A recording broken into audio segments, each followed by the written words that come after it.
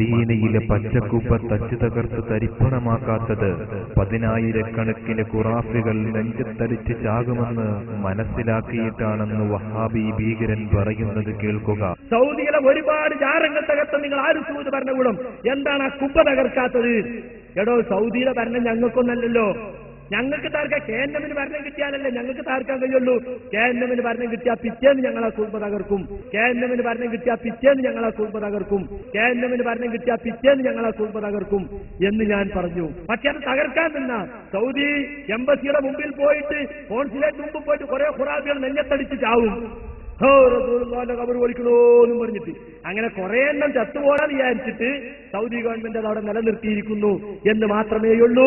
സൗദിയിലെ കോൺസുലേറ്റിന്റെ മുമ്പിൽ നിന്നിട്ട് ഒരുപാട് ഖുറാബികൾ നെഞ്ഞത്തടിച്ച് കരയും, ചത്തുപോകും. അത് മനസ്സിലാക്കിയിട്ടാണ് ഞങ്ങളാ കുപ്പയിൽ കൈവെക്കാത്തതെന്ന് ഉള്ളിന്റെ ഉള്ളിലുള്ള ചിന്ത പുറത്തു വന്നുപോയില്ലേ മുഅ്മിനീങ്ങളെ? അല്ലാഹുവിന്റെ റസൂലിന്റെ റൗളാ ശരീഫിന്റെ മുകളിൽ കാണുന്ന പച്ചക്കുപ്പ ഞങ്ങൾ തകർക്കും.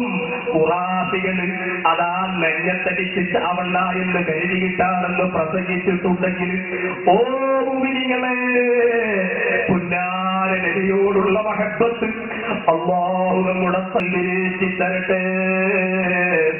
അല്ലാഹുവിന്റെ റസൂലിന്റെ റൗളാ ശരീഫിന്റെ മുകളിൽ കാണുന്ന പച്ചക്കുപ്പ തച്ചു തകർത്ത് തരിപ്പണമാക്കണമെന്ന് പരസ്യമായി പ്രസംഗിച്ച ഇവനെ കാണും വലിയ കൊടും ഭീകരൻ ലോകത്ത് മറ്റാരുമില്ല.